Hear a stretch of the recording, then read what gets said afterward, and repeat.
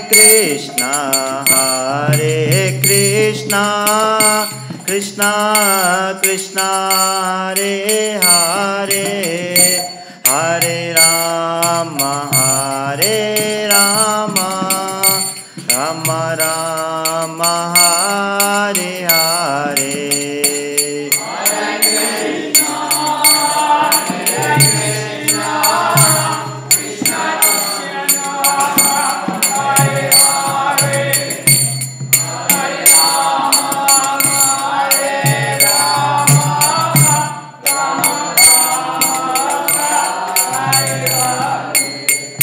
Hare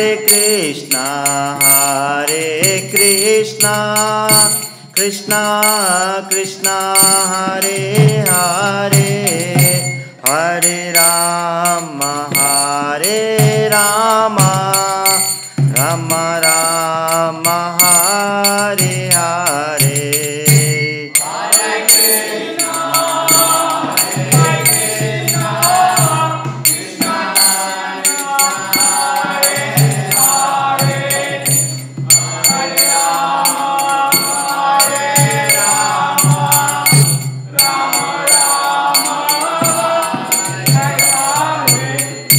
Hare Krishna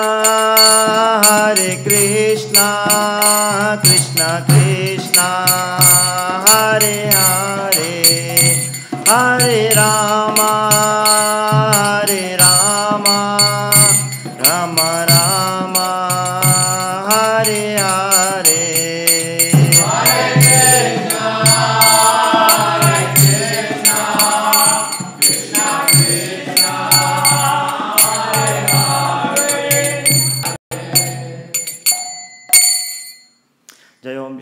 Paramhans Parivrajakacharya स्तोत्रसका Shri Srimad divine grace ऐसे भक्तिवेदांता स्वामी श्री प्रभुपाद की, श्री श्री गौर नित्याय की, श्री श्री राधा वल्लभ की, श्री श्री जगन्नाथ सुभद्रमय की, श्री श्री सीता राम लक्ष्मण हनुमान जी की, अनंत कोटि वैष्णव वृंद की, नित्य गौर प्रेमानंदे.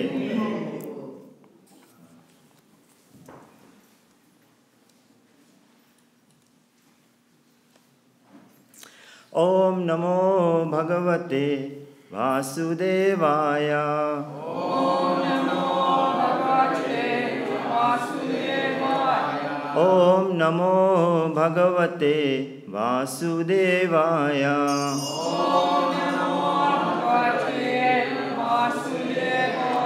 ओम नमो भगवते वासुदेवाय.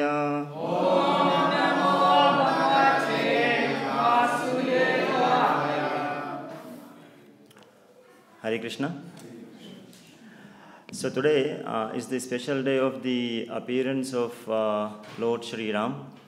So on this special day, we choose something special to talk about the special day itself, which is unusual from our daily Bhagavatam class. So the verse that I have chosen today is from Canto 1, Chapter 3, text number 22. It's on the board, this one. So let's recite this verse and then take it from there. And happy Ram Navami, by the way. Naradevatvam apannaha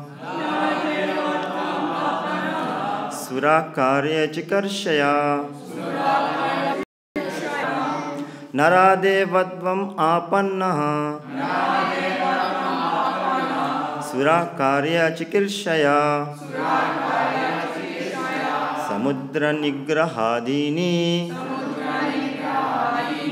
Chakre Viryan Athaparam Naradevatvam Apannaha Surakarya Chikirshaya Samudra Nigrahadini Chakre Viryan Athaparam.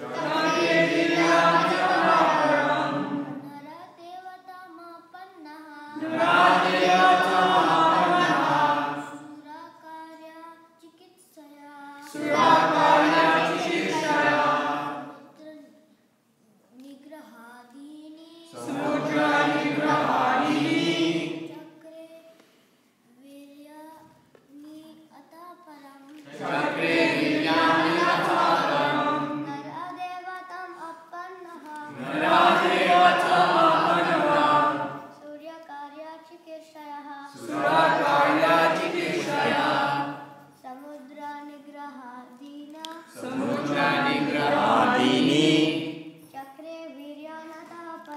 Chakre viryanata param. Mataji's? Naradeva tamapana Suryakarya chitikshaya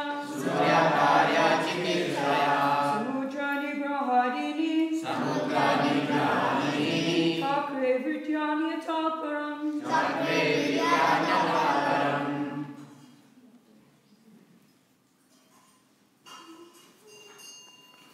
Nara, human being, sorry. Devatvam, divinity. Apannaha, having assumed the form of. Sura, the demigods. Karya, activities. Chikarshaya, for the purpose of performing. Samudra, the Indian Ocean. Nigrahadini, controlling, etc. Chakre, did, perform. Viryani, superhuman prowess. Athaparam, thereafter. Translation by His Grace Divine Srila Prabhupada ki. In the 18th incarnation, the Lord appeared as King Rama in order to perform some pleasing work for the demigods.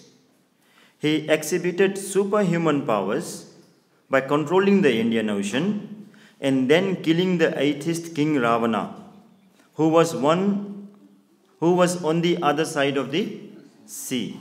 Purport. The personality of Godhead Sri Ram assumed the form of human being and appeared on the earth for the purpose of doing some pleasing work for the demigods or the administrative personalities to maintain the order of the universe. Sometimes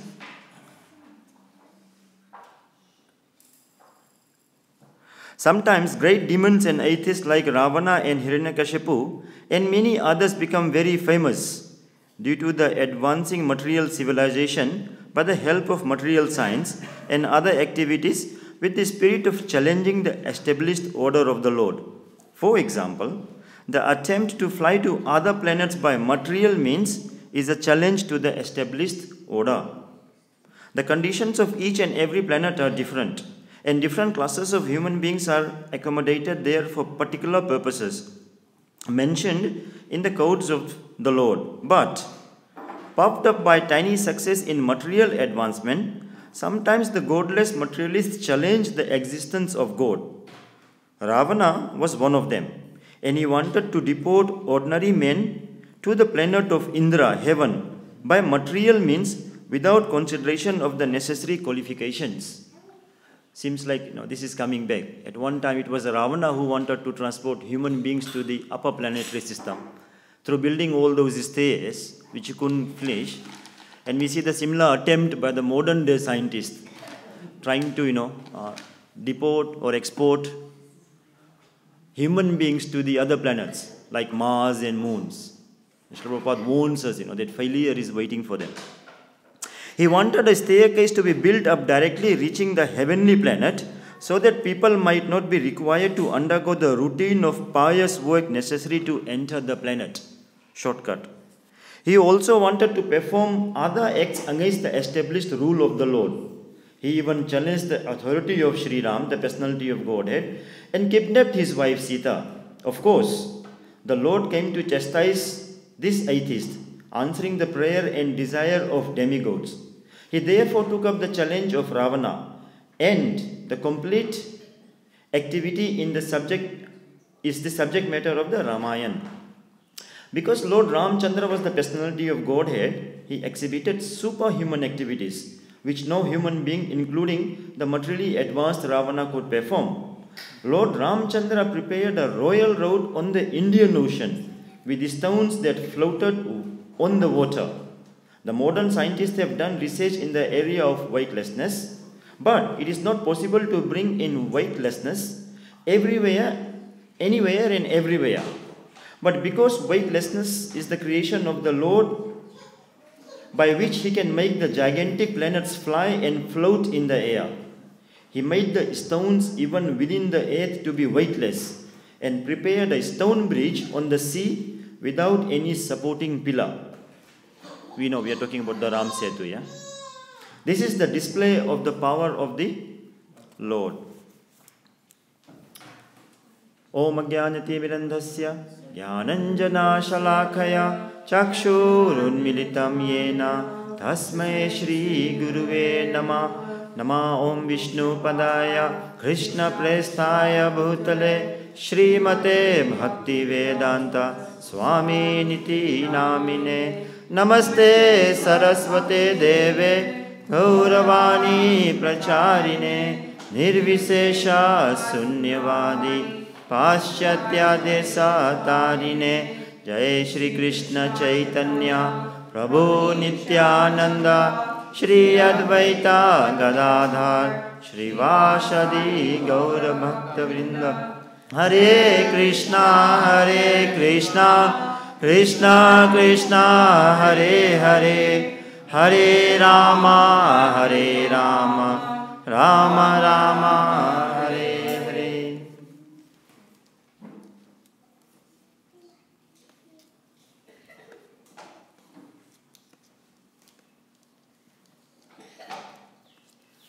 So, as I mentioned, today is Ram Navami.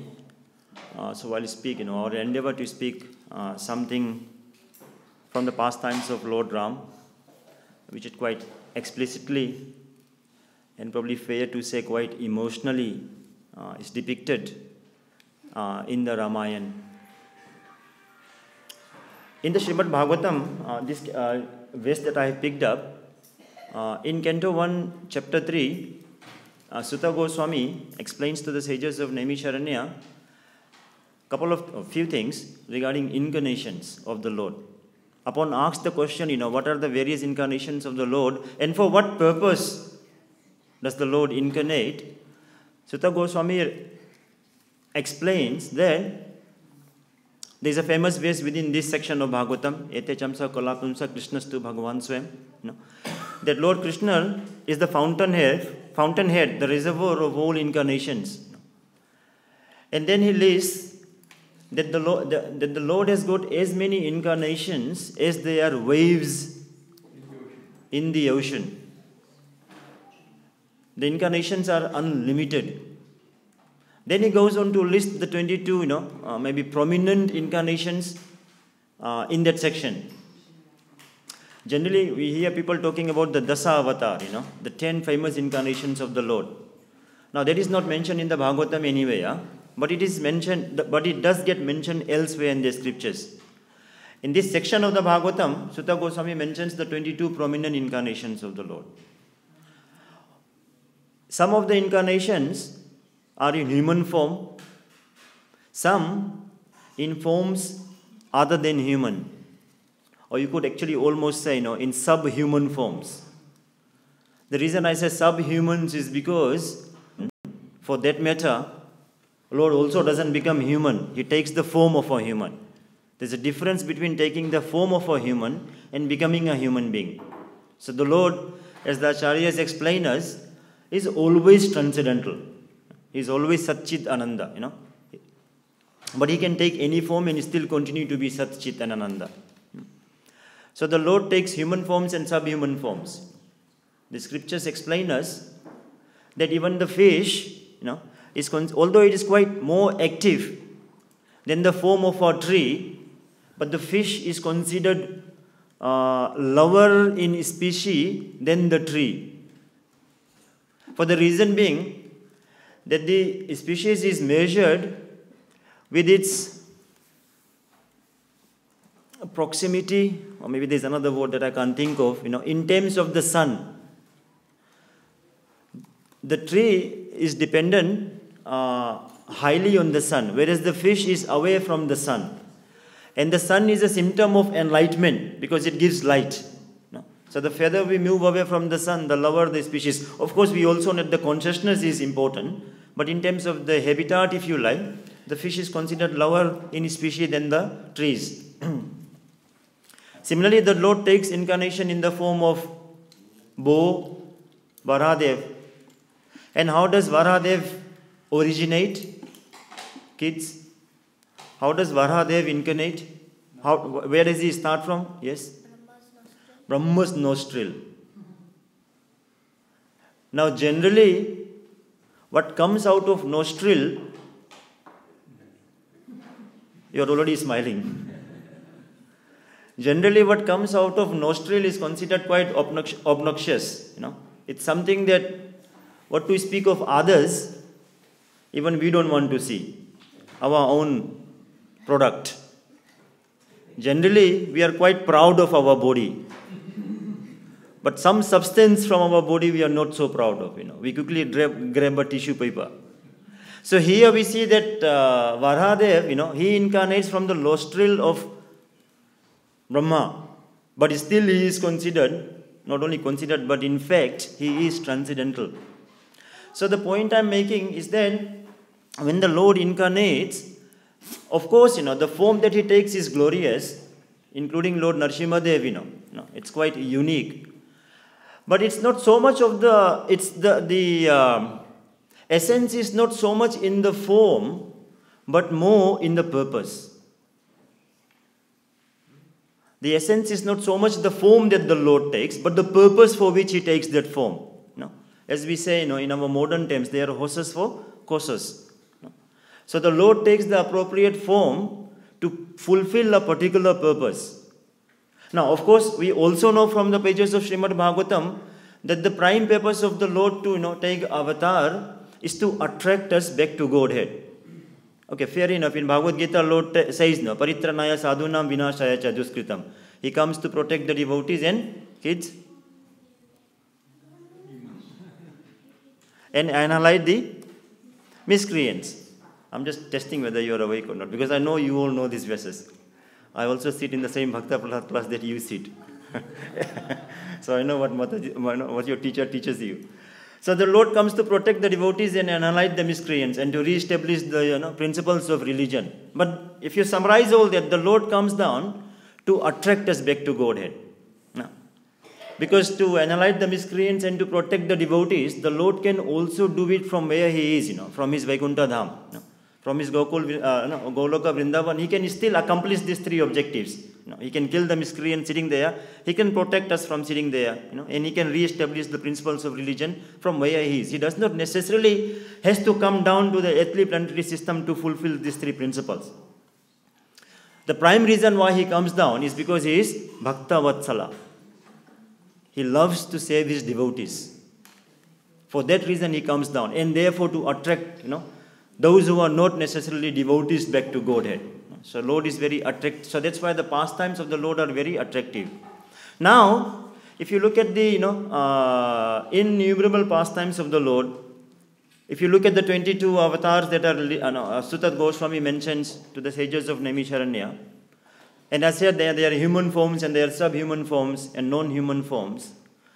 Two of the avatars stand out in the human form, and that is Krishna himself and Lord Ramachandra. For the reason being that their pastimes in these two particular forms are quite extensive and thoroughly documented with no end, if you like, and very attractive in everything they do. And they are just absolutely amazing lessons that we learn from each of the pastimes. And we know, from our familiarity with Ramayana and Śrīmad Bhāgavatam, that the pastimes of the Lord in these two different forms, as Krishna and as Lord Ram, are quite opposite, if you like, in one sense. Yeah?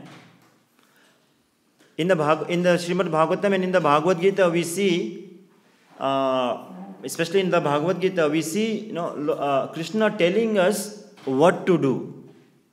He gives us that framework, the paradigm within which the human beings are to operate.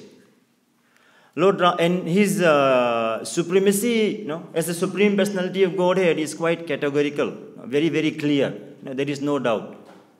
He declares himself to be the Supreme Personality of Godhead. Conversely, if you look at the pastimes of the Ramayana, Lord Ram's supremacy as the Supreme Personality of Godhead is disguised. It's covered. Time to time it is mentioned, but it is not so explicit. The people that deal with him do not know that he is the Supreme Personality of Godhead. So two different, mood of incarnation, if you like. Of course, Ramayana is very emotional because the fundamental mood in the Ramayana is of sacrifice. And the rasa that is predominant in Ramayana is Vipralambha, the mood of separation. Right from the start, there is separation going on between the families. And then when Lord Ram and Mother Sita go to the forest, then there is again separation, etc., which will probably touch base on a little bit later. But there is a mood of sacrifice. Start with the mood of sacrifice. So Ramayana is not so much about what is right, but it is more about almost like how to make the right right. For example, when Lord Ram is about to be coronated as the king of Ayodhya, we all know, that he was dethroned as the king, within one night, everything changed, became topsy-turvy. On the eve of his coronation, there was jubilation in the city of Ayodhya. People were jumping up and down. Just how we jump up and down on Friday nights. But by the sunrise, everything seemed like Monday morning. And today is Monday morning. Some of us are probably on sick leave today, or waking from the temple.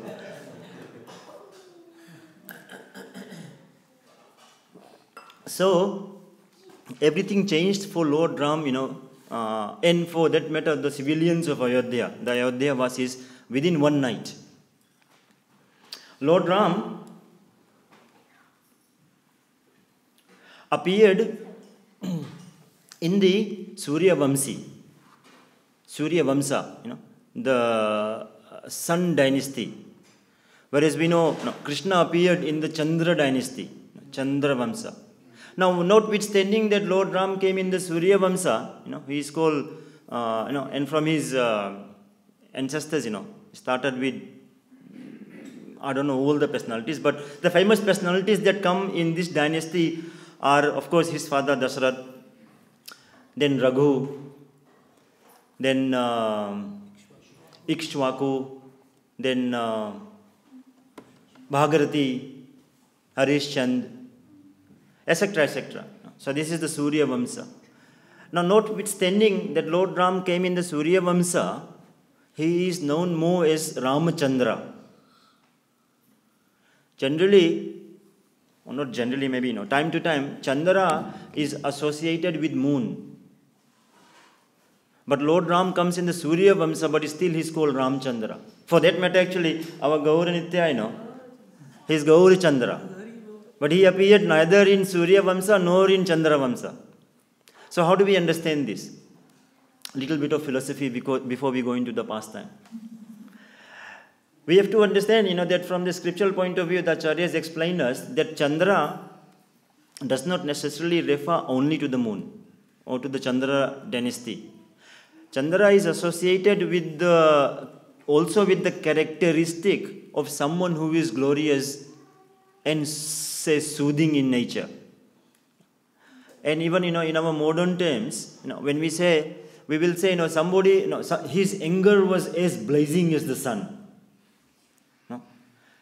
But his mood was as soothing as the moon. His mood was as soothing as the moon. Because moon although the sun is also enlightening, and it gives, brightness and all that, but the sun is also associated with heat.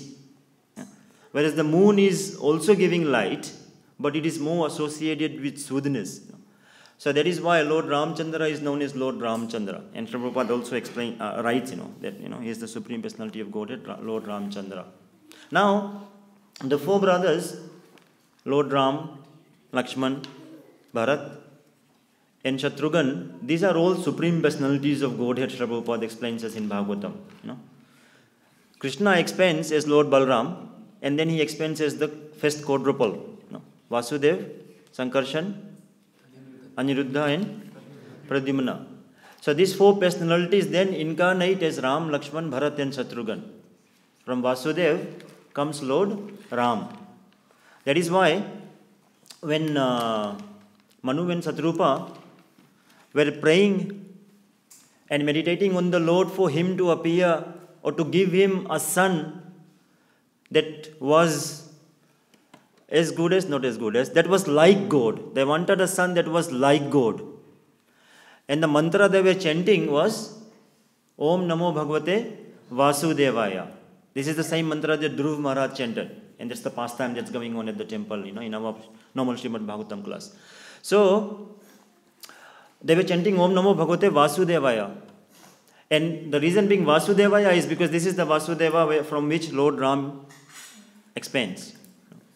So Lord Ram expands, Vasudeva expands as Lord Ram, Sankarshan expands as Lord Lakshman, and a lot of us know that Lakshman is the Sankarshan avatar. And then from Aniruddha and Pradyumna come Bharat and Shatrughan. So that is the background, if you like. So,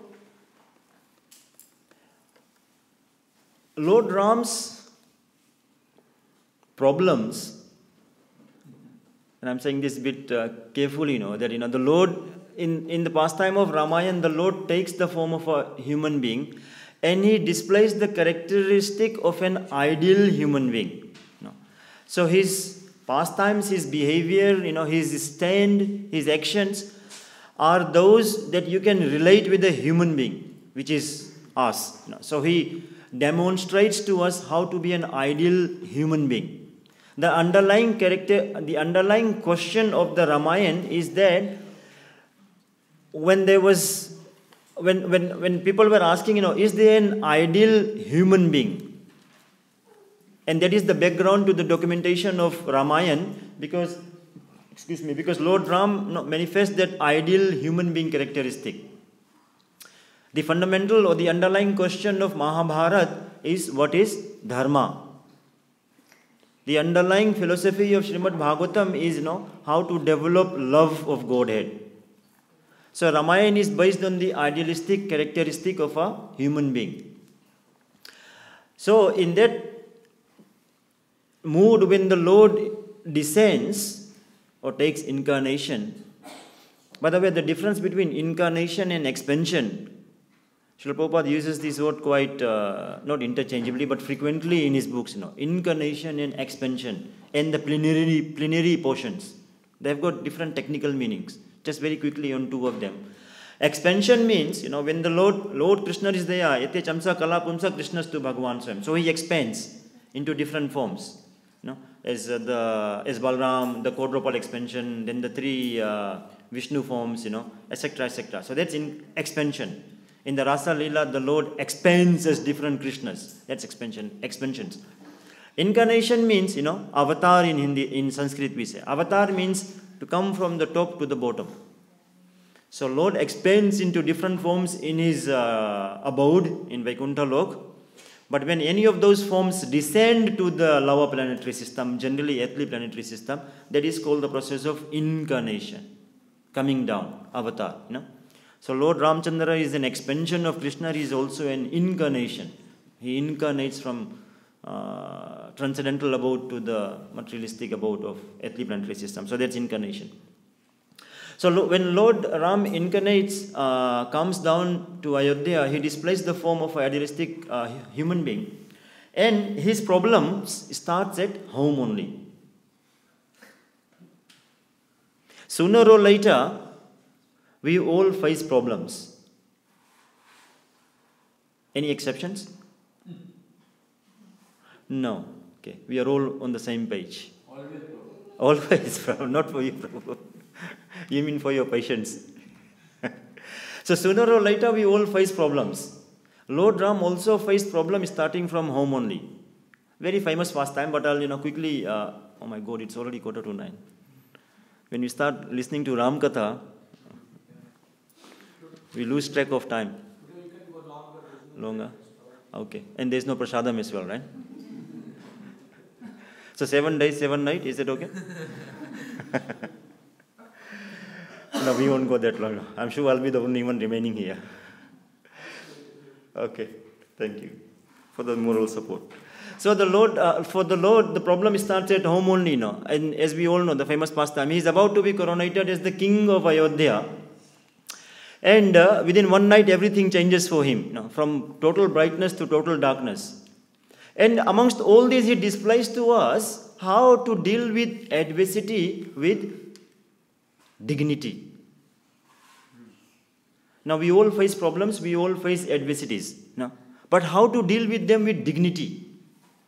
So, if you look at the pastime, when he's about to be coronated, his stepmother, Kaikai, she makes mantra, manipulates her. And she gets bewildered in terms of what is right and what is wrong. And we all know that she chooses the wrong action, of asking her husband, Dasarat Maharaj, for the 2 boons that she had parked before. And now she tries to, retrieve them and use it to her advantage. 2 fundamental mistakes that Kaikai makes, which is another subject matter which I won't go into, but just suffice to say, that the 2 fundamental mistakes she makes is, one, she listens to mantra with submission. We are all encouraged to listen attentively and submissively. But it is also important to know whom to listen attentively and submissively. Mantra in the Ramayana depicts our mind, mantra. So here, Kaikai listens very submissively to mantra, who has got ulterior motives. Yeah, she is coming from the point of nepotism, of raising her own closely knitted Bharat, because they were related through that familial relationship, to be appointed as the king of Ayodhya, and not Lord Ram. So Kaikai makes the mistake of listening to mantra submissively, first mistake. Second mistake she makes is that she does not go and consult anybody else to verify whether, if you think of it, to dethrone somebody from the prime ministership of the country, you got to think carefully, firstly, correct? Secondly, if you think that you are making a decision that is quite fundamentally different from the expectations that is existing, you got to verify, cross-check your opinion. She makes that second mistake as well, of cross-checking her decision with somebody senior. And that is why, having a mentor or a guide or a guru becomes important in life. And we know Krishna tells us that, Paritranaya sadhunam vinashaya. Now you are awake. So am I. Paritranaya sadhunam vinashaya cha duskritam dharma samstapana. No. I'm awake. I'm sleeping now. Huh? No. How to inquire submissively? How is that? Paripatena sevaya. Yeah. Pariprashnena sevaya. So, inquire submissively from a spiritual master for directions. So, if you see the Lord's Ram reaction to this adversity of being disowned and dethroned and dispossessed, he was not only told to get out of the house, he was also told that you cannot enter anybody else's house. Now that is a very difficult position to be in. If we put ourselves into it, if we get biggest fear these days tends to be that we may get redundant. So imagine a day when we have been thrown out of the office and we come home and we are also thrown out of our house. In Hindi they say na ghar ka na ghat ka hua. They have got no base anywhere. So Lord Ram finds himself in this kind of situation. He is told that you cannot live in this house, and you cannot also enter anybody else's house in Ayodhya. You have to get out of the entire kingdom to live in the forest, where the only companions are, the tigers and the bears. No shelter, no tap water, no luxury of, sleeping on, comfortable bed. King-size bed. So very, very austere life he was told to be lead. What is his response? His response is then, firstly, when Mother Kekai tells him that this is the boon that I have asked of Dasharath, and therefore, you have to, unfortunately or fortunately, from her point of view, leave Ayodhya so that Bharat can be coronated as the king. And you have to live in exile for 14 years. Ram's reaction is that how do I deal with this adversity with the point of, there's one central point within which he operates, is then how do I minimize the distress of everybody at the moment? Now if you think of it, of all the people affected, he is the one who is the most affected. When we are given, if we are promised a particular position, in the office, in the temple, in the family, anywhere, just being, imagine, on the night before you are told, just get out of here, it will affect us, yeah? Our first response will be, who? Why? Where? Who did this to me? Let me find the culprit so that I can get square with him. Yeah? Natural, yeah? It's mine. My, it's all mine, and it was mine. I have not done anything wrong that I should be punished for this. So why is it happening to me? So we will go on a blaming scheme. Who did this? Why did it happen to me? Can we fit this? No. Can we rethink? Can I be appointed again? All this why? And then we'll come to the temple and even blame the Lord. Why did you do this to me? Was it only me that you had to choose today? After all, I'm not such a bad devotee. I chant 16 rounds, and follow 4 regulative principles. And you say, that sarva dharman parityaja mamekam sharanam vaja, surrender unto me and I will take away all your miseries, and all your reactions. But today I'm getting the heaviest reaction of my life, Not only I got, told by the boss to pack your bag, and he actually packed my bag. But I've also been, told by the spouse not to enter this house. Dogs and redundants are not allowed in this house. Imagine that kind of situation. So we start blaming God for our own reactions. But Lord Ram takes a completely different stand. He says, his thinking process is, what do I do to minimize the distress of everybody concerned at the moment? So from a distress maximizer, which most probably I will be in that bucket, to be honest, being honest with you, he tries to be the stress minimizer. How does he achieve this? Firstly, he tells Kekai that I'm not sure why were you so hesitant to tell me these two things, that I have to go to the forest and Bharat has to be appointed as the king. I don't understand why were you so hesitant to tell me this, when these two subject matters are quite trivial to me. Initially, he trivializes the whole issue into non-significance. The fact is, this is quite big. It's the biggest event happening, in Ayodhya at that point in time. All the news is, on Ayodhya, Channel 9, Channel 7, Foxtel. Everybody is looking, how they look at the South African match going on at the moment, because there is ball tampering. So entire globe is bombarded with, what's his name? Cameron Bancroft, ball tampering. So like that kind of focus, is on Ayodhya, that Lord is about to get coronated as the king.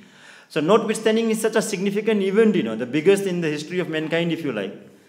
Lord trivializes into, why are you hesitant to tell me such a trivial thing? In our life, when we go through problems, our mind, which is mantra in this pastime, if you like, also magnifies the problem so much that the mind tells us that this is the biggest problem ever on earth. So it magnifies it and also then magnifies and eternalizes it. That this problem is going to be with you forever in life. And we get sucked into that mindset of, just being into the problem, not knowing how to get out of it. One way to get out of a problem is firstly to trivialize it. To say, I've been through so many problems. And they came, and a lot of them went away. And this will also go away. Mata is prasastu kaunteya. The problems will come and go. So why bother about something that is, just part of life? If you look at Lord Ram's problem at the moment, there are three types of problems. We can put our problems into three different categories if you like. First category is the ongoing problems. Like a bad boss in the office, a difficult relative to deal with, back problem, which we can't sit down properly. We need, disabled parking towards the back hall. Those are ongoing problems in life. All we can do is get used to it. The other types of problems in life can be those that are very sudden. So these are ongoing problems, and then there are sudden problems. For example, if you're driving on the road, especially on the Australian roads, you don't expect a pothole. So you're cruising at 100 kilometers per hour on the freeway. And then all of a sudden, if there is a pothole, it's like a sudden problem. I didn't expect this, and there is a problem. Then I have to, deal with this. Compared to, let's say if you're driving in India, it's like if there is no pothole, then then it's a different mindset. Oh my God, there is no pothole. I was recently traveling from Vrindavan to Delhi, so I've got this experience. From going through all the side roads, as soon as you enter Yamuna freeway, then it's like, oh my God, this is like heaven. There's no cows, there's no human beings, there's all cars, and you just cruise at 100 kilometers per hour. Fantastic freeway. So those are the sudden problems in life that you have to deal with, in a knee-jerk reaction, if you like. Then the third type of problem, which is what Lord Ram is facing at the moment, and we may have also been through from time to time, are the problems when, let's say we see somebody after a long time, one of our, old mates, bahut din baad, very, very long time, we see somebody that we were very close with, our close friend. In Bollywood, as they say, they got separated during the Mela, during the festival. So after a long time, they come back again and then see each other. This is my friend Chingu, Changu and Mangu, when they meet after a long time. So when they meet after a long time, one of them is going to the other person, to get this love and affection. Oh my God, I'm seeing you after 15 years. At that time, you were looking so different. Now you don't have any hair on your head. What happened, Transformation is going on. So something like that, you go to him with so much of, expectation of love and affection, and you get closer to him, and he gives you a big slap. And you're like, oh my God. Another type of problem, right? There's an ongoing problem, and there's a sudden problem, and this is, I'm expecting affection, and I'm getting a smack. So this is like double whammy. Firstly, there is no affection. Secondly, there is embarrassment. This is where Lord Ram is at the moment. Climax. Lord Ram is expecting love and affection from the civilians and from his parents and from everybody else concerned. But what he gets in return is a slap from his stepmother. Now this is difficult to deal with if we put ourselves into that kind of position. But he says, Mother, why were you so hesitant to ask me something so trivial? And he moves on. So then he goes, then Lakshman enters the scene, and I've told you Lakshman is the incarnation of Sheshnag, Sankarshan, so he is furious. Lakshman gets depicted in the Ramayana as very furious, very, very dedicated to the service of the Supreme Personality of Godhead. And anything that comes in between the service and the pleasure of the Lord, then that has to be removed. So his anger has got basis. He's not angry because, he is anger personified. No, not like that. He's angry if something is coming between him and devotional service, if something is coming between for the pleasure of the Supreme Personality of Godhead, then he exhibits his anger. Otherwise, he also comes across as very cool, calm, and collective. Yeah. So Lakshman is furious, and in that kind of furiousness, he says that he makes a very interesting statement. He says that this king has lost his intelligence because of his lusty dedication to his youngest wife. Now that is his reaction to this episode. He does not even acknowledge Dasarath as his father. Now, in that angry mood, he doesn't say our father has lost his intelligence. This king, not our father, this king has lost his intelligence because of his lusty involvement with his dearest and youngest wife. Lord Ram responds again. See how Lord Ram is enacting his pastime as an idealistic human being. Firstly, he trivializes the problem. Secondly, he says, "Oh Lakshman, you don't know how much suffering our father is going through at the moment. You just have no comprehension of the magnitude of the suffering that our father is going through at the moment. He is not the cause of what is happening. Do not blame him." Now, Lakshman, of course, is not fully soothed by this, not fully convinced. So then, the discussion goes on, and I'm now trying to fast forward. Then Lakshman says that whoever's fault it is now, I don't care. All I want is that, you are the rightful heir to the throne, and therefore you should be established as the king of Ayodhya, no matter what. And if required, I am going to take up my bow and arrow towards the military of Ayodhya, for which the commander-in-chief is Dasarath. I am prepared to take my bow and arrow to make sure that you are appointed as the king. Let there be mutiny in the society. Let this king be removed by force so that the rightful prince is put on the throne. Now, Lord Ram takes this as serious, because when Lakshman threatens with bow and arrow, this is very similar to how Arjuna threatens. When the Kshatriyas threaten, it's not like our words. Sometimes when we are angry, we make heavy words, hoping that the other person, just kind of calms down. But if the other person becomes heavy, we start retracting, to say, now we are as it is, we are in trouble. This is getting into double trouble now. So, we start, maybe taking, a few tracks back. But when Kshatriyas make that kind of statements, they mean it. They are ready for war. Again, what does Ram say? Lord Ram response is, Lakshman, if you want me to be coronated as the king, if you are ready to take up the bow and arrow against our father, know that your arrows, the tip of your arrows has to pass through my heart first. Because in between you and king is me. I'm not going to fight with you, but your arrows have to pierce my heart first. Now Lakshman starts getting into some kind of, analysis to say, this is heavy, what do I do? Knowing that he is losing these two arguments with Lord Ram, he comes up with the third agenda. He says, Ram, if you are so insistent on going to the for exaltation and living in the forest, I will come with you. There is no meaning to my life without service to you. So I will come to you.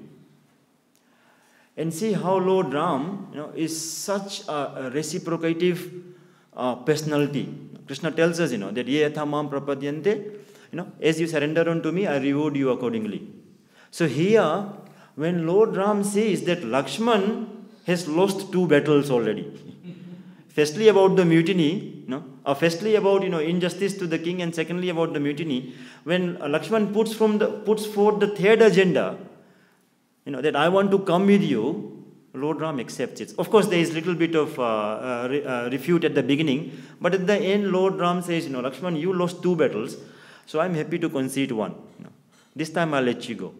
So you can come with me.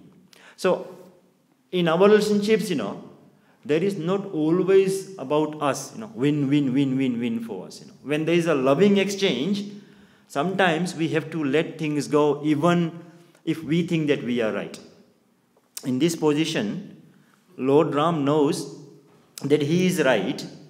It's not just for him to go to the forest. It's injustice.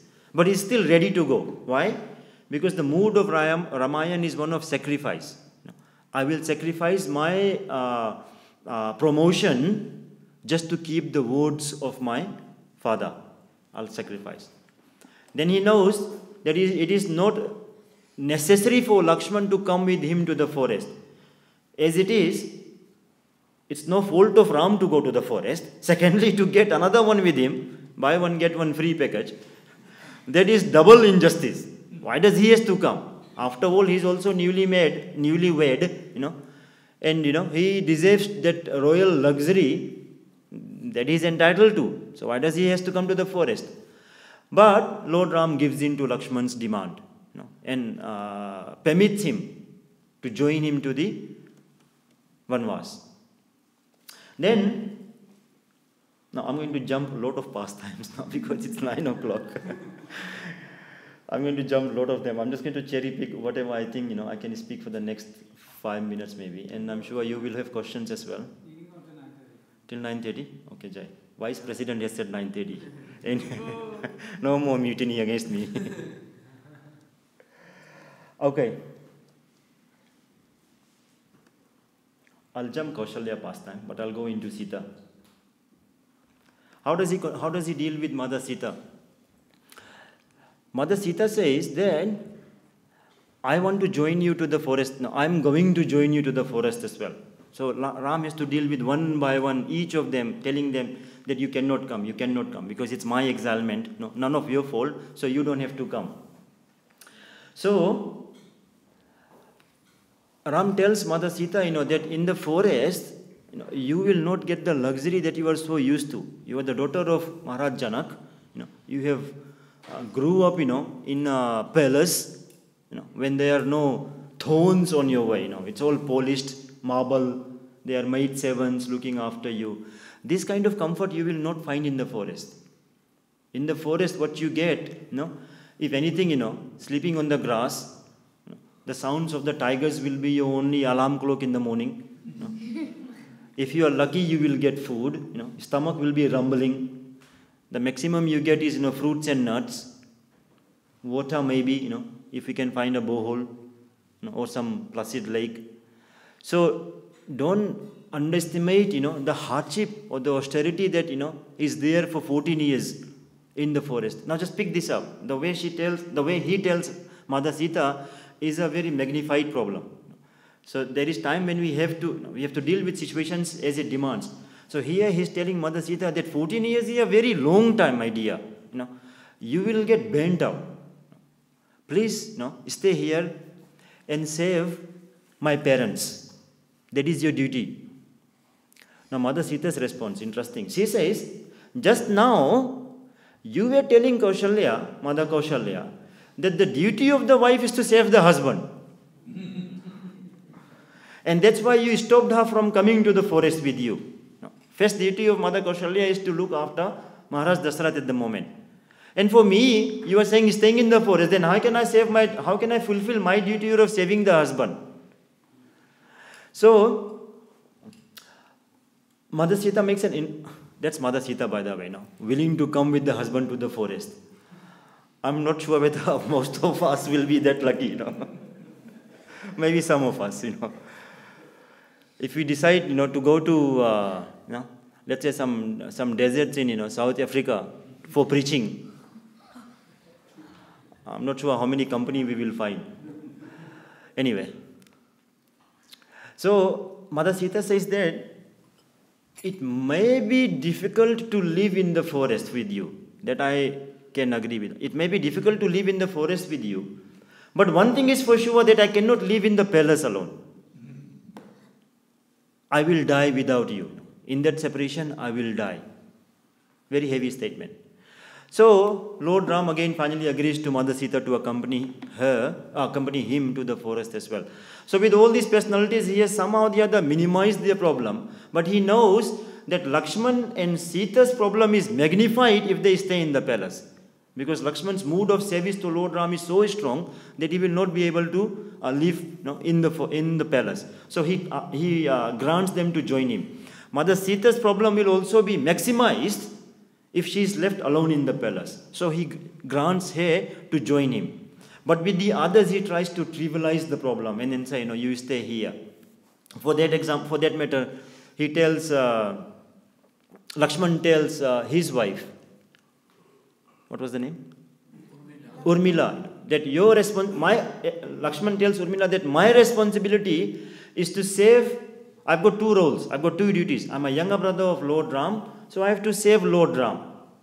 And I'm also the son of Dasarath, so I have to save Dasarath. I'm a son and I'm a younger brother. Now, I cannot make a Xerox copy of me. So, you are my Ardhangani, you are my better half. So, between us, we'll divide our roles. I will take care of my elder brother. You take care of my father. And that is your duty. So, again, Ramayana is based a lot on what is our duty. And there is the demonstration of the duty, rather than just the philosophical understanding of what the duty is. To walk the talk. To talk is easy, but to walk the talk is hard, especially in adversity. So, Ramayana characteristics, idealistic characteristics showing us how to walk the talk. Now, one more pastime and then I'll stop. When Ram finally goes to the forest, in exilement for 14 years, Ram, Lakshman and Mother Sita. Bharat, when he returns from his meeting his in-laws, comes to find out, that so much has happened in Ayodhya in his absence. And as we all know, he is absolutely devastated to find out the news that his dear brother has been banished. From a Vedic scriptural point of view, banishment for someone, from the kingdom is considered a very, very extremely severe punishment. Actually, it is the second highest level of punishment. First level of punishment is execution, capital punishment. Second level of punishment is when somebody is exiled and banished from the kingdom. So if you look at Lord Ram, he's going through the second most severe level of punishment for some crime that he has not even committed. And Bharat Maharaj, who is the incarnation of Dharma, when he sees all this, he is absolutely devastated because he does not have any ulterior motive. So long story short then, as we know, he decides to go to the forest to persuade Lord Ram to come back to Ayodhya. And when he decides to go, there is again another surge of jubilation in the society because they see the light at the end of the tunnel, notwithstanding that it was a very dim light, some chance. Actually, from their point of view, they were quite convinced, seeing Bharat's reaction and his conviction that Lord Ram is the proper and the rightful heir to the throne. They were convinced that Lord Ram will return to Ayodhya, and become their king. So with that kind of expectation and aspiration, they march forwards to the forest. And finally, they meet him at Chitrakoot. This is where Lord Ram had decided to make his, temporary residence. Unlike us, who endeavor to make our permanent residence. Lord Ram knows that the forest is only temporary. So in a temporary place, make only a temporary residence. We want a permanent residence in a place that is temporary. Dukhalayam Ashaswatam, Krishna tells us that this whole place is temporary, but we want permanent house. So not possible. So Lord Ram makes some temporary arrangements in Chitrakoot. So when Bharat finally discovers, where Lord Ram is and reaches him, and insofar he has been quite convinced that he can persuade Lord Ram to return because he sees no reason why he should not, firstly. Secondly, Bharat knows that he does not want to be the king, and he's quite firm about it. So with these two propositions, he's quite convinced of the a successful outcome to his ensuing meeting with Lord Ram. Now, when he meets Lord Ram, he faces another level of trouble now. Unlike the other calamities that we see in the scriptures of trials and tribulations, this one is quite sweet. This, if you like, debate, a healthy debate between Ram and Bharat is very, very sweet and enriching. Why? So if you see that, again, both of them are opposed. Bharat is hell-bent on bringing Ram back to Ayodhya and putting him as the king. And Ram is, hell-bent on not going to Ayodhya and living in the forest to uphold the words of his father. So extreme views again, clashing. But the clash is very sweet. Why? Because unlike other clashes, when it's more about, it's more about me and me and me, here the clash is more about you and you and you. Bharat is concerned about Ram's welfare. Ram is concerned about Bharat's welfare and his father's words that has to be withheld. So Bharat keeps pursuing, Ram to return. And he says, that this is yours, so please accept it. Even Mother Kekai puts injunction that the words that I had taken from Maharaj Dashrath, I take it back now. The boons were, he had given the boons to me, and I asked him for the two boons of, Bharat being the king and you being in exilement. I withdraw it. So on that basis, Ram, you return to Ayodhya. Of course, as we know, Lord Ram has got another plan in mind. He has to finally reach Lanka. So all these pastimes are enacted for him to kind of get detached from Ayodhya and fulfill the mission for which he has taken avatar, of reaching Lanka. Why does Lord Ram has to reach Lanka eventually? No. That's the secondary reason. What's the primary reason? To meet Vibhishan. Paritranaya sadhunam vinashaya cha duskritam. The primary reason of the Lord always is to paritranaya sadhunam, to save his devotees, to protect his devotees. So Lord Ram has to reach Lanka because there is Vibhishan, his pure devotee, waiting for him. So all these pastimes, is enacted so that he can reach Vibhishan. Secondary reason is to kill Ravana, which he could have actually also empowered Hanuman to do it on his first visit. But Lord Hanumanji had multiple visas. So he went once, and then he thought, on the second visa when he goes, flies over on, Hanuman Airlines. Then he thought, he'll take care of Ravan. But he could have easily brought Sita back, to the mainland and killed Ravan in first go. He had pretty much burnt the entire city anyway, brought it to ashes. But then there was a Maya Nagari created, illusory Lanka was created. All that for another day. So, Lord Ram knows that he has to reach Vibhishan, to meet his pure devotee, to reach Lanka to meet Vibhishan, his pure devotee. So, he has to do all these episodes of, trying to stay in the forest. But, insofar he says that, Bharat, you have to, look after the kingdom, and I have to, uphold the words of my father. So, finally, when in this dispute, healthy debate comes to its climax of, we don't know which party is more stronger now. Whether Bharat's proposition of, Ram returning to Ayodhya is more justified and more sincere, or whether Ram's standoff, staying in the forest, withholding the words of his father is more justified and more sincere. Seems like a dharma sankat. Dharma sankat is when two dharmas are opposing and you don't know which one is the higher. Yeah? Conflict of religious principles. Both are in accordance with the religious principles. We don't know which one is the highest. So, sometimes we make the mistake of confusing dharma sankat, which is conflict with two religious principles, misunderstanding it as a conflict between religion and irreligion. A lot of times in our mind, we face situations when we are confused between dharma and adharma. Dharma and adharma, and we call it dharma sankat. That is not dharma sankat. That is very clear. There is one is dharma, the other one is adharma. Religious conflict is when both principles are bona fide.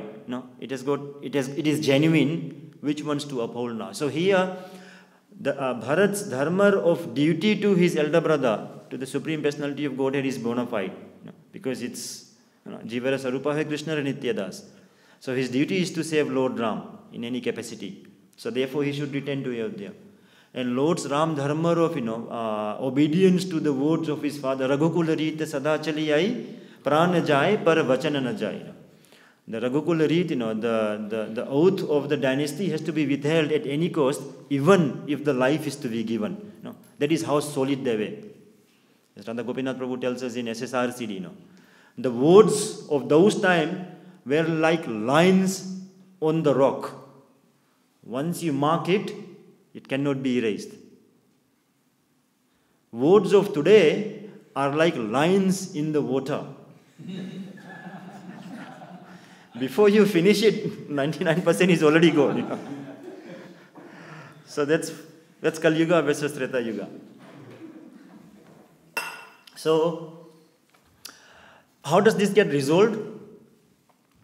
It was so tense that it was actually beyond, the greatest of sages present at that time. Vasisth Muni, Vishwamitra.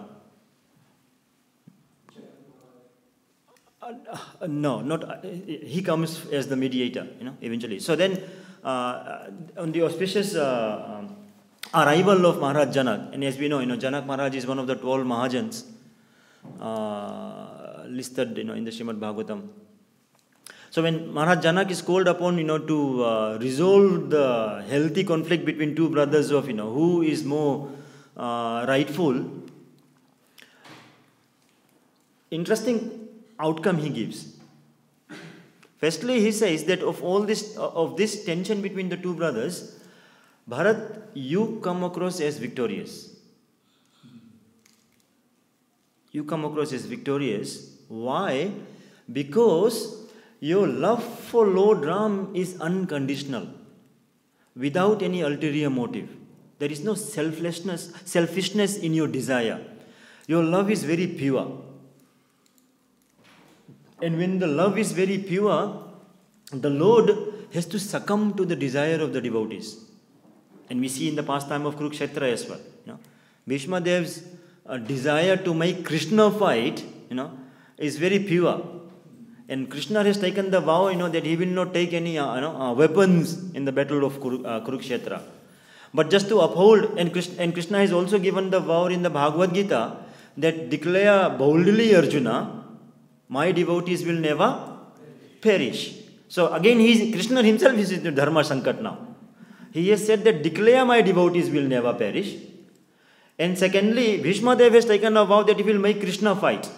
So which principle does Krishna withhold now? His own declaration that my devotees will never perish, or making, and his own vow that he will not fight. Krishna had taken a stand that he will not fight in Kurukshetra. And then Bhishma Dev's vow, that he will make Krishna fight. So of course we know that Krishna took up that wheel of the chariot to uphold, his devotee. His devotees will never perish, to the extent that his own words had to be, secondary. So similarly here, Janak Maharaj tells, that Lord Ram, this personality in front of you, Bharat, his intentions are pure, his desires are pure, he's got nothing ulterior in his motive. And therefore, on this occasion, his love wins over your words. So everybody gets excited. Bharat ki jai ho. Now that Bharat is victorious in this debate, Lord Ram has to come back to Ayodhya. There is entire jubilation in that mediation assembly. Then, Janak Maharaj drops the bombshell. Second part of the resolution. He tells Bharat Maharaj, and this is the takeaway for all of us, and I'll stop. He tells Bharat then, your love has won today. But love has got a particular requirement. When we love somebody, we do what the lover wants you to do, not what you want to do to the lover. love has got no requirements, but one thing that's fundamental within unconditional love is that it has to be unconditional, not on my conditions. So if you think of it, Bharat's love to Ram is actually in one way pure, but it is conditional. That I want you to come to Ayodhya, so my desire has to, the love is on my terms. Okay, not necessarily. The resolution is on my terms. I want you to come back, and I know you don't want to come back, but you have to come back because I want you to come back. So maybe he's worried about his reputation or whatever, but the point is, it's on his terms. So Janak Maharaj corrects his attitude, which is the same correction that Srila Prabhupada corrects us time and time again in the pages of his books. That love is unconditional. We do as the Lord wants us to do. As Chaitanya Charan Prabhu says, lot of time when we are into calamities, we want the Lord's power and our intelligence. Oh my Lord, I know how to deal with this. I've got it all set out. I've got a master plan for all this problem. But I don't have the power to solve it. So can I just borrow your power and use my intelligence to come out of this problem? Whereas, unconditional love means, Lord, I'm a fool number one, and I have got no powers. I'm dedicated to you, I'm surrendering to you. Please help me solve this according to your terms. And a lot of times, we find that the solution is not necessarily forthcoming. And we perhaps at times, start shaking our faith in the whole process. But what the Acharyas tell us, that whatever happens to us is always benevolent. Krishna's response to us might not be immediate, or at least it might not be in the form that we expect. But in the long term, it is certainly benevolent. Whatever happens is for our own good. That part is confirmed. Because Krishna's devotees will never perish. So he will put us into test from time to time.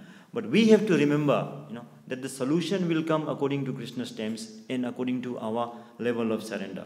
So here Janak Maharaj tells Bharat that you are victorious in your pure heart, being pure-hearted. But you have to save Lord Ram according to Lord Ram's desire. So now, go and ask Lord Ram submissively, what is his desire? So this is called, in a conflict resolution in the modern day management, it is called a win-win situation. Now, win-win situation. Bharat is the winner, but not necessarily the ultimate winner. So Ram is the ultimate winner because he gets the final say. So fast forward when Bharat goes to Ram and then says, no, oh my Lord, my eyes have been opened with the torchlight of knowledge. Now, that I am corrected by Janak Maharaj, that it's not just my love that has to be pure, but my desire has to be dovetailed into oneness of your desire, which Prabhupada explains us. My desire has to be dovetailed into oneness of your desire. Please instruct me. Sadhimam tuam prapannam. Please instruct me. What is your desire? What should I do? And as we know, Lord is very bhavagrahi. He also, when he was so, let's say, stubborn, or he was so firm to uphold the words of his father, now he finds again that win-win situation, the middle ground. Bharat, I accept the offering that you have come to give to me, Patram Pushpam Phalam Tvayam, in the royal throne. Whatever is offered to me with love, I will accept it. That Krishna guarantees us. So because Dasarath is offering the kingship of Ayodhya with so much of love to Lord Ram, he has to accept it. Bhakti Amama, with love and affection, he has to accept it. But then he says, just so that our father's words are also withheld, why don't you manage this kingship for me for 14 years as a caretaker government? So the whole Ramayana is very emotional because this mood of sacrifice is ongoing. Vipralambar and sacrifice is ongoing. There is win, there is loss. There is win, there is loss. And our life is like that. Troubles keep coming to us. There is joy, then there is trouble. There is joy, there is trouble. The lessons learned from, that I try to take away from the Ramayana is that, the troubles will come in life. Don't magnify it. Try to trivialize it. What is most important, is the Sharanagati, to Lord Ram, to Krishna. To say, that as Chaitanya Prabhu, and I'll conclude with this particular words that kind of struck with me that he uses, which I've used before as well, that do not tell Krishna how big our problem is. Do not tell Krishna how big our problem is. Tell the problem how big Krishna is. And therefore the problems will immediately becoming put into place, and then find a resolution to move forward. Sitaram Lakshman Hanuman Ji ki. Now, before we go into Q&A, and I know it's getting 9:30 as well, today is a very auspicious day of Ramnavami, and His Grace Prabhu has got some very sentimental attachment to this particular date. For the reasons I humbly request Prabhu you to share for whatever time you need, Krishna, can you pass this to Prabhu? Today is also a day when Krishna Balaram Mandir was opened in Vrindavan. Philip Prabhu. 48 years ago. Philip Prabhu. That's 1975. So it's a very special day. Srila Prabhupada opened the temple. So it's a very big event. I chose this particular day, Ramnavami. And that's the day also Srila Prabhupada initiated 100 devotees in the morning before the installation of Krishna Balaram, Radha Shamsundara and Shri Govitai on this day. Srila Prabhupada went for a morning walk, and he came back after the morning walk, and straight away there was the initiation ceremony.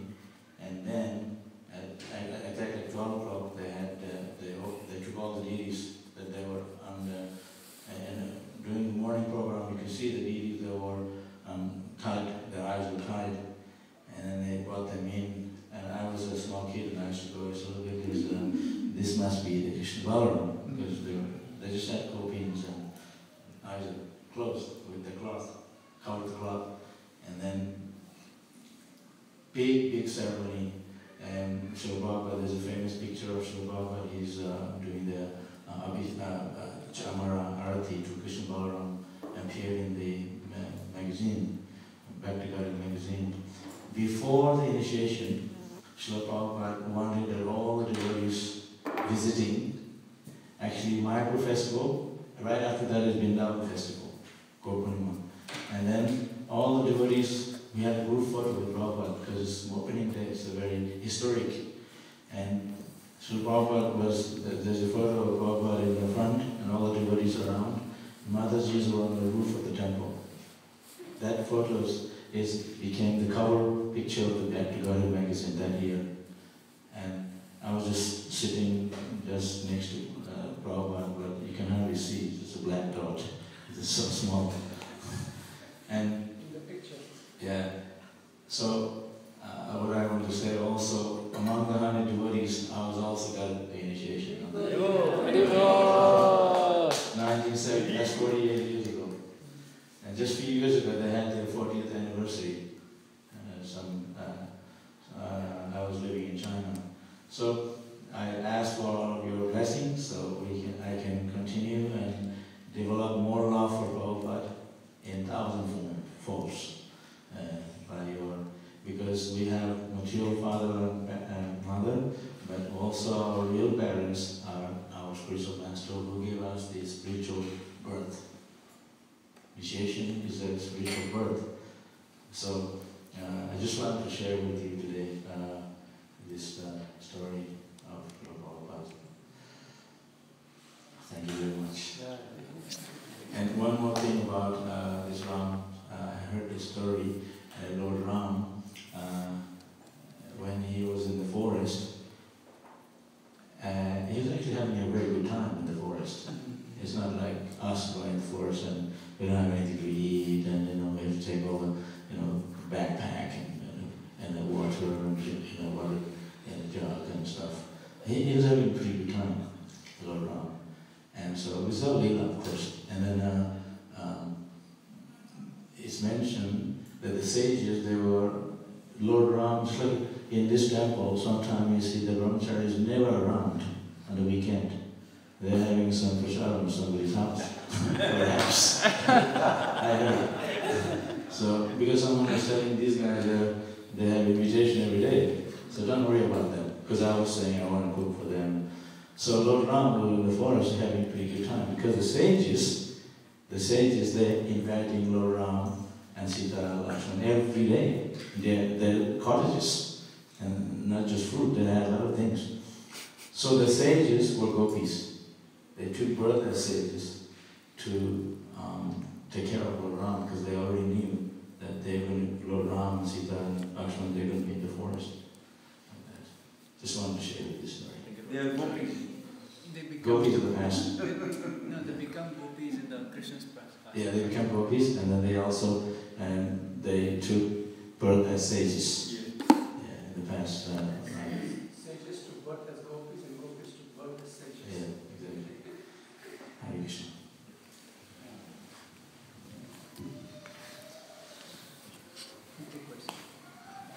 Maybe I'll just take one or two questions. It's fine. If anybody has to go, feel free to leave. Ramayana is a very subjective topic. I'll try my best, hopefully, from the support of Prabhupada and others. Let's see if I can address some questions. What is the basis of the promised boon? How KK served the Lord Dasa? What was the basis? Okay, so what are the question? The basis of KK being granted those boon. My understanding is that there was a time in one particular battlefield, battle, when Dasarath got hurt. Generally he was, not generally, up till that point in time he was always victorious. But in this particular battle he was hurt, to the point of perhaps losing his body. And at that time KK, who was his charioteer, took him away from the danger and saved his life. And then being saved, Maharaj Dasarath, as a reciprocation, granted KK 2 boons, which KK said that I will ask whenever the need arises. So unfortunately, she took advantage of them in the wrong point in time, being manipulated by mantra. She certainly could have made better use of it. So I think the lesson learned out of that again is, if we have got something so valuable with us, use it at the right time, at the right place, for the right purpose, rather than misusing this for the wrong place, wrong time, for the wrong purpose. Yeah?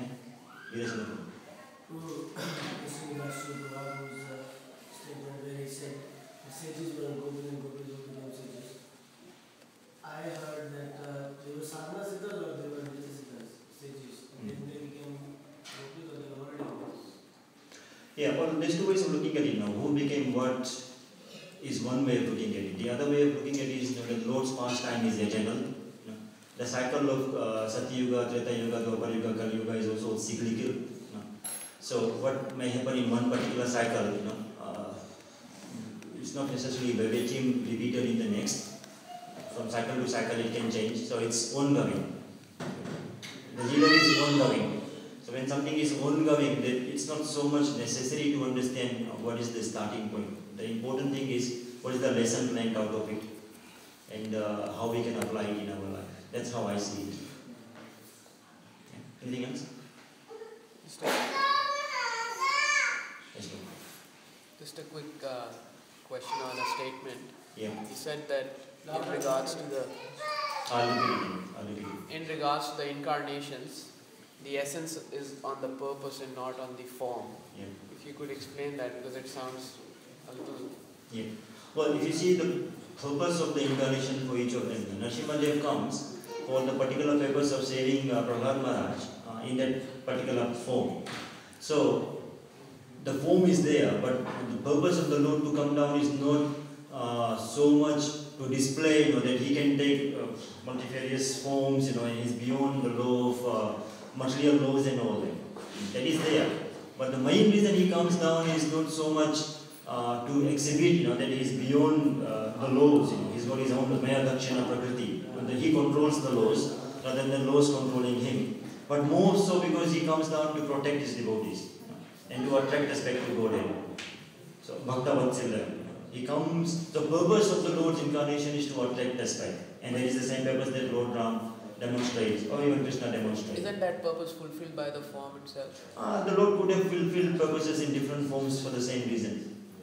Yeah. Let's say, Vara avatar.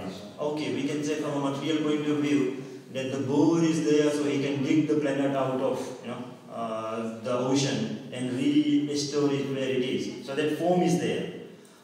Maybe. He could have done that in any other form as well. He could have done it in a human form as well. Because in a human form he lifted the Govardhan. He didn't take the form of a boar to lift Govardhan. And he didn't certainly hire any cranes and all that. He could have taken the form of a crane maybe. He can do whatever in whatever form. But that's why the form becomes celebrated, because he chose that form. Definitely. He chose that form. No doubt about it at all. All I'm saying is the purpose is important. Is more important. I'm not saying that the form is not important. Don't get me wrong. All I'm saying the purpose is important. The purpose is primary. Because the purpose is to attract us. When the sages of Naimisharanya asked Sutta Goswami, what are the incarnations of the Lord? The focus, if you look in their response, is not so much what the form the Lord has taken. But the fundamental answer is that the Lord takes avatar to attract us back to Godhead. And that is the purpose. Paritranaya sadhana vinashaya chaduskritam. Krishna does not say, when he tells the 3 reasons for incarnation, he does not say that, by the way, for different reasons I take different forms. That is given. The Lord is, what's the word? Talented, omnipotent, ambidextrous, multitasking, multifarious. He can do anything in any form. Certainly it's important and it's glorious. But the purpose is to attract us back to God. That's my understanding. Anything else?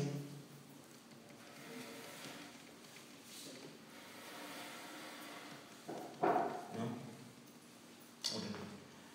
Śrīmad Bhāgavatam Morning Class. Sīta Ram